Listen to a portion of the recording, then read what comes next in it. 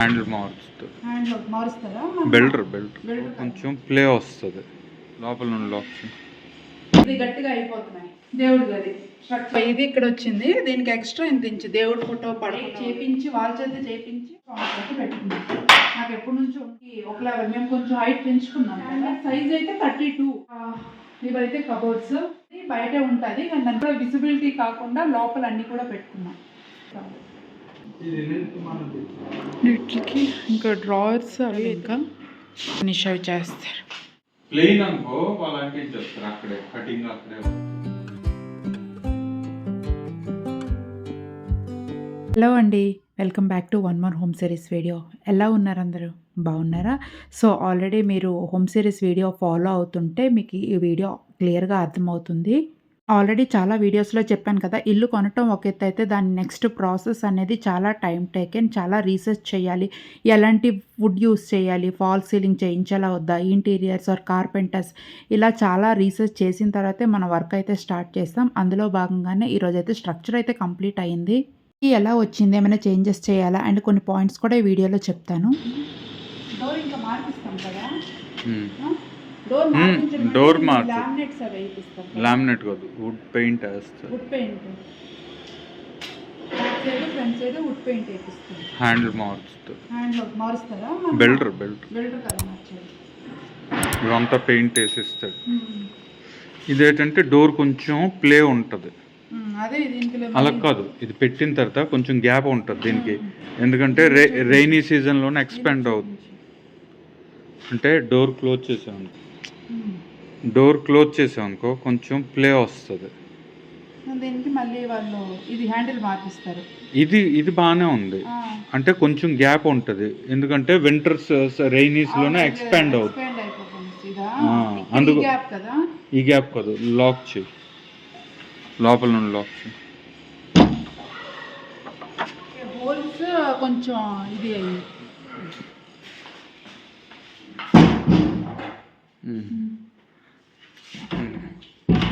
Okay. ఇది ఈ gap కొంచెం అంటే పట్టించినట్టు అయిపోతుంది, లేకపోతే మన పాత ఇంట్లో అదే ప్రాబ్లం వచ్చింది. ఇది గట్టిగా అయిపోతున్నాయి.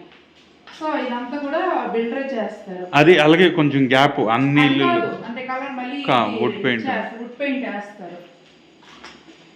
సో ఇదంతా ఇదైతే దీనికి విండో ఫ్రేమింగ్. ఇదేంటంటే దేవుడి గది స్ట్రక్చర్. ఇక్కడ డోర్స్ అవి అవ్వాలా. ఇక్కడ కూడా ఇది వస్తుంది, ఇది స్టోరేజ్. ఇక్కడ ఏంటంటే నేను దేవుడి ఫోటో పడుకుని ఉండడానికి ఇది చిన్న ఎక్స్ట్రా దగ్గరికి వచ్చి చూపించింది. అది నేను ఇచ్చిన ఐడియా, ఇది చూపించి. సో ఇది ఇక్కడ వచ్చింది. దీనికి ఎక్స్ట్రా ఇంత ఇంచు దేవుడి ఫోటో పడకుండా ఉండడానికి. ఇదంతా స్టోన్, క్వార్ట్జ్ స్టోన్. ఇది లామినేట్ కాదు, చూపించి. ఇది లామినేట్ కాదు, స్టోన్. ఇవి లామినేట్స్. ఇదైతే నేను చిన్న స్టెప్ లాగా అయితే పెట్టించుకున్నాను. ఇది కొంచెం బుక్ షెల్ఫ్. ఇక్కడైతే గ్లాస్ వస్తుంది కదా, గ్లాసే కదా మనకి వచ్చేది. కింద డోర్ వస్తుంది, పైది గ్లాస్ వస్తుంది. ఇక్కడ ఇదెందుకు డోర్ మనం పెట్టించాలి అక్కడ? ఎందుకంటే ఇది ఉంది ప్లాట్ఫామ్. ఆ ప్లాట్ఫామ్ మీద ఏది కానీ పెట్టామనుకో మాటమాటకి ఆ డోర్ ఓపెన్ చేస్తే మొత్తం ఓపెన్ చేయవలసి వస్తుంది. అందుకు పార్టీషన్ చేసాం కాబట్టి మరి ఇది సపరేట్ అక్కడ చేయొచ్చు. వుడ్ కలర్ కన్నా ఇక్కడ ఏ డోర్ వస్తుంది అదే చేస్తేటంటే అది ఈక్వల్గా ఉంటుంది. ఇప్పుడు మనం ఇక్కడ నుంచి కంటే ఇది ఏదో ఒక వైపు టీవీ కానీ పూజ కానీ అయితే ఒక ఐడియా వస్తుంది. సో ఇదైతే టీవీ యూనిట్. సో కింద ఏంటంటే ముందే గ్యాప్ ఉంచుకొని రోబోట్ క్లీనర్ వెళ్ళడానికి కానీ ఇంత స్పేస్ అయితే ఉంచుకొని కొంచెం తగ్గించుకోవచ్చు. ఇది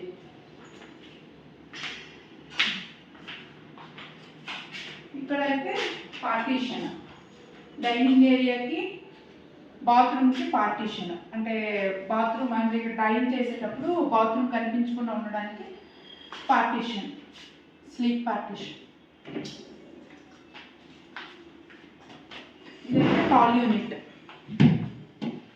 యాక్చువల్గా ఇది టాల్ యూనిట్ ముందు ఇక్కడ వరకు కదా ఉండేది. యాక్చువల్గా బిల్డర్ మాత్రం మనకి గోడ ఇచ్చారు, మనం బ్రేక్ చేయించి వాళ్ళ చేత చేయించి ఓపెన్ కిచెన్ చేయించుకున్నాం.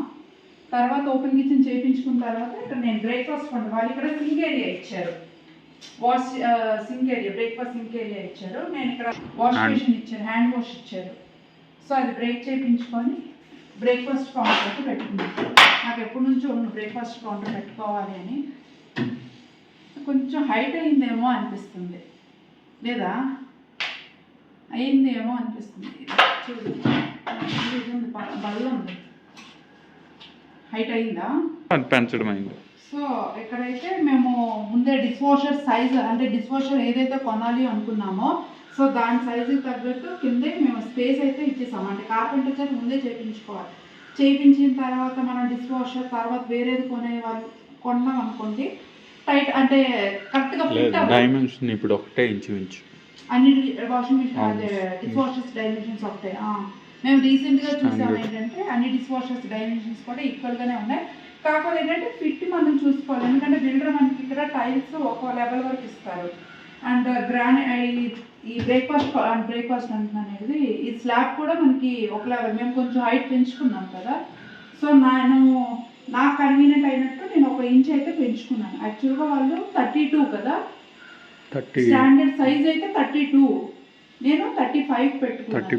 34.5 అనుకుంటా, 34నా స్టాండర్డ్ సైజ్. చాలా మంది 22, ఇది 36 వచ్చింది. ఇది 36 డిష్ వాషర్. సో ఇది 34 2 ఇంచ్, ఇది 40 దగ్గర. సో అండ్ ఈ టైల్స్ కూడా మేము మార్పించుకున్నాం. బిల్డర్ ఇచ్చిన టైల్స్ వేరేలో ఉన్న కొన్ని బ్రేక్స్ అయితే ఉన్నాం. సో నేను ఇంటీరియర్స్కి మ్యాచ్ అవ్వడం కోసమని నేను ఇదైతే బ్యాక్ స్లాష్ టైల్స్ మార్పించుకున్నాను. సో ఇంకా ఇవైతే కబోర్డ్స్. సో ఇదేంటంటే ఇంకా ఫిట్ చేయాలి. విండో కూడా ఇంకా చెప్పావు కదా, ఇంకా తీపిస్తారా? ఇంకా కట్ చేయించాలి కదా, ఇదంతా కట్ చేయించి ఇంకా దీనికి కూడా గ్రానైట్ అయితే వేయాలి.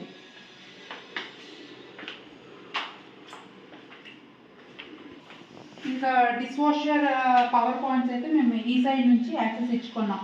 స్విచ్ అనేది బయటే ఉంటుంది, కానీ దాని ప్లగ్ పాయింట్ లోపల పెట్టుకున్నాము. అంటే ఏది కూడా విజిబిలిటీ కాకుండా లోపల అన్నీ కూడా పెట్టుకున్నాం. అండ్ ఇక్కడైతే నేను స్టోరేజ్ ఇచ్చుకున్నాను. ఇక్కడ తర్వాత వస్తుంది, ఇది డస్ట్గా కంప్లీట్ అవ్వదు.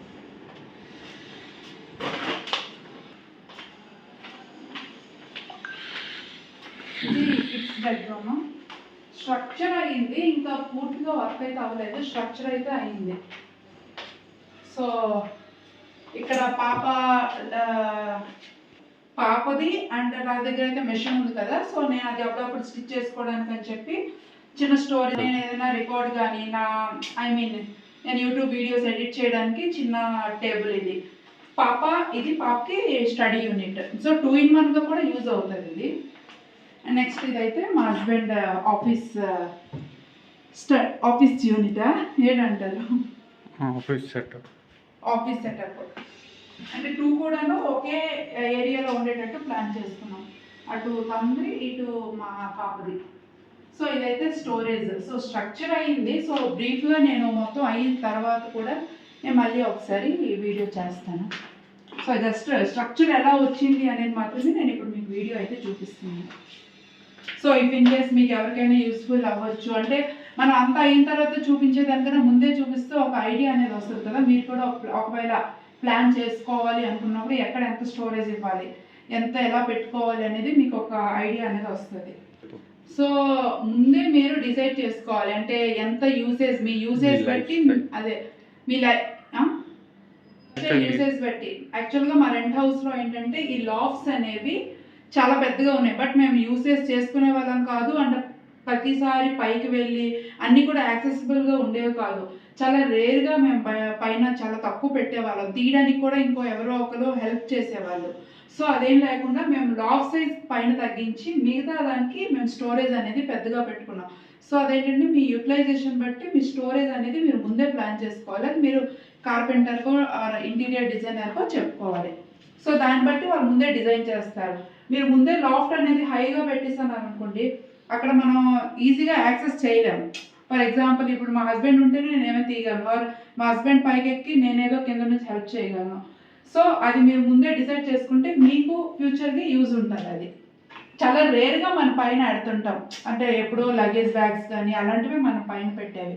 సో అవి మనం రెగ్యులర్గా తీసే ఐటమ్స్ కాదు కాబట్టి యూసెస్ తక్కువ చేస్తాం కాబట్టి అక్కడ లాఫ్ సైజ్ అనేది చిన్నగా పెట్టుకుంటే బెటర్. అండ్ రిక్వైర్మెంట్ బట్టి మనం అది పెట్టుకోవాలి. అండ్ నెక్స్ట్ ఇదైతే మాస్టర్ బెడ్రూమ్. ఇది యూస్డ్ క్లాత్స్ కోసం 2, అంటే కింద యూస్డ్ క్లాత్స్ పైన యూస్డ్ క్లాత్స్. సో మా హస్బెండ్కి నాకు అని అలా పెట్టుకున్నాం సెపరేట్గా. అది రానుకోని అది యూసెస్ బట్టి అది డిసైడ్ చేసుకుంటాం అది. అండ్ నెక్స్ట్ ఇక్కడైతే మేము యాక్చువల్గా డ్రెస్సింగ్ టేబుల్ ఇక్కడ వస్తుంది. డ్రెస్సింగ్ టేబుల్ కాదు, వాల్ డ్రెస్సింగ్. అది నేను తర్వాత రాబోయే వీడియోస్లో చెప్తాను. ఇంకా ప్రెజెంట్ అయితే అవ్వలేదు, ఓన్లీ వుడ్ వర్క్ మాత్రమే ఫినిష్ అయింది. అది కూడా స్ట్రక్చర్ మాత్రమే అయింది. నెక్స్ట్ ఇది కూడాను ఇక్కడ నేను చిన్న మిర్రర్ అయితే సెట్ చేశాను. అది కూడా నేను వస్తున్న వీడియోస్లో చూపిస్తాను. ఇప్పుడు ఏంటంటే ఇప్పుడు చెప్పిన అర్థం కాదు కాబట్టి పూర్తిగా వర్క్ అంతా అయిన తర్వాత నేను మీకు చూపిస్తాను. అండ్ ఇదేంటంటే స్టోరేజ్ హ్యాండ్ బ్యాగ్స్ కానీ బ్యాంగిల్స్ కానీ దాని గురించి అయితే స్టోరేజ్ అయితే ప్లాన్ చేసాము. అదేంటంటే మొత్తం అయిన తర్వాత మీకు కూడా ఒక క్లారిటీ అనేది వస్తుంది, అది చూపిస్తాను. అండ్ నెక్స్ట్ ఇదైతే చేయించుకున్నాను డైరెక్ట్గా హైడ్రాలిక్ బెడ్. ఇది నేను మొయ్యలేము, చాలా వెయిట్ అయితే ఉంటుంది, ఫిట్టింగ్ కూడా అవ్వలేదు. సో అందుకే ఇది అయితే నేను ఎత్తలేను. బట్ ప్లైవుడ్ మాత్రం చాలా వెయిట్ ఉంటుంది. సో దీనికింద కూడా నేను స్టోరేజ్ అయితే మేము తీసుకున్నాం. ఇంకా నేను వీటికి మెకానిజమ్స్ అవన్నీ ఇంకా మేము ఫిట్ చేయలేదు కాబట్టి కొంచెం కష్టం ఎత్తడం. అయిన తర్వాత నేను మాకు చూపిస్తాను మళ్ళీ బ్రీఫ్గా. అండ్ ఇక్కడ ఏంటంటే అది అటు సైడ్ నా యూసేజ్ బట్టి నేను అటు సైడ్ ఒక కబోర్డ్, ఇటు సైడ్ మా హస్బెండ్ యూసేజ్ బట్టి ఇటు సైడ్ ఒక చిన్న కబోర్డ్ అయితే ప్లాన్ చేసుకున్నాం. అండ్ నెక్స్ట్ ఇవన్నీ కూడాను shelves, I mean cloth shelves, cloth cupboards. అంటే ఇదైతే బాగుంది, వెళ్ళండి బయట ప్లేస్ లేదు, బట్టలు ఉన్నాయి వద్దులే. ప్లెయిన్ అనుకో వాళ్ళు అంటించేస్తారు, అక్కడే కటింగ్ అక్కడే వద్దు. ఇక్కడ 2 లైన్లు లాగా వస్తాయి, కింద అంతా పర్పుల్ వచ్చేస్తాయి. ఇది ఇక్కడ ఏంటంటే ఇలాగ ఒక పర్పుల్ వచ్చి ఇలాగ వస్తుంది, ఈ యాంగిల్ ఆ పర్పుల్ మిగతాదంతా బయట వస్తుంది. సో చూసారు కదా, స్ట్రక్చర్ అయితే ఈ విధంగా కంప్లీట్ అయింది. ఇంకా చాలా పెండింగ్ వర్క్ ఉంది, డ్రావర్స్ ఉన్నాయి, కబోర్డ్ వర్క్స్, ఇంకా చిన్న చిన్న పెండింగ్ వర్క్స్ అయితే ఉన్నాయి. ఇంకా స్ట్రక్చర్ అంతా త్వరగానే అయిపోతుంది. నెక్స్ట్ ప్రాసెస్ అనేది ఇంకా టైం టేకెన్. ఇంకా డోర్ ఫిట్టింగ్స్ ఉన్నాయి, అంటే మేము కిచెన్కి ఎలాంటి వుడ్ యూస్ చేసాం, ఇంటీరియర్స్కి ఎలాంటి వుడ్ యూస్ చేసాం అనేది నేను వస్తున్న వీడియోస్లో చెప్తాను. మొత్తం ఈ వీడియోలోనే చెప్తే కన్ఫ్యూజ్ అవుతారు, పార్ట్గా పెడితే మీరు రీసెర్చ్ చేసేటప్పుడు కూడా మీకు కూడా డీటెయిల్డ్గా ఉంటుంది. పర్టికులర్గా ఈ వీడియో చూడాలి అన్నప్పుడు ఆ వీడియో మీరు చూసుకుంటే సరిపోతుంది కదా, అంతా ఒకే వీడియోలో చూస్తే ఏంటంటే కన్ఫ్యూజన్గా ఉంటుంది. రూమ్స్కి ఎలాంటి వుడ్ యూస్ చేస్తే మంచిది, అండ్ కిచెన్కి ఎలాంటి వుడ్ యూస్ చేస్తారు, బాత్రూమ్స్కి ఎలాంటి వుడ్ యూస్ చేస్తే మంచిది అనేది కూడా నేను ఫుల్ లెంత్ వీడియో మళ్ళీ నెక్స్ట్ వీడియోలో పోస్ట్ చేస్తాను. స్ట్రక్చర్ అయిన తర్వాత లామినేట్ సెలెక్షన్ చాలా ఇంపార్టెంట్. ఎందుకంటే మనం చూస్ చేసే లామినేట్ కలర్స్ బట్టి కూడా రూమ్ సైజు చిన్నగా ఉంటుందా పెద్దగా ఉంటుందా అనేది కూడా ఉంటుంది. చాలా టైం టేకెన్ ప్రాసెస్. ఒక కలర్ నచ్చుతుంది, మళ్ళీ వేరే చూసేసరికి ఇంకో కలర్ నచ్చుతుంది. సో అక్కడ మనం ఏంటంటే పేషెన్స్గా చాలా టైం తీసుకోవాలి. స్ట్రక్చర్ అయిన వెంటనే ఆర్ స్ట్రక్చర్కి ముందే మీరు కలర్స్ చూస్ చేసుకుంటే చాలా బెటర్. సో అది కూడా నేను వస్తున్న వీడియోస్లో చెప్తాను. కొంచెం లామినేట్స్ అయితే వచ్చాయి మేము సెలెక్ట్ చేసినవి, ఫుల్ లామినేట్స్ అయితే రాలేదు. కిచెన్కి మేము లామినేట్స్ యూస్ చేసామా యాక్రిలిక్స్ యూస్ చేసామా అనేది కూడా నేను వస్తున్న వీడియోలో చెప్తాను. ఇంకా కొన్ని పెండింగ్ ఉన్నాయి, యాక్రిలిక్స్ కానీ లామినేట్స్ కానీ రావటానికి. ఇంకా కొన్ని లామినేట్స్ అయితే వచ్చాయి కదా, సో చెప్పిన డిజైన్స్ బట్టి వాళ్ళైతే కట్ చేసుకుంటున్నారు. ఇంకొన్ని ఏంటంటే ఫ్యాక్టరీ కంప్రెస్ అయితే చేపిస్తారు.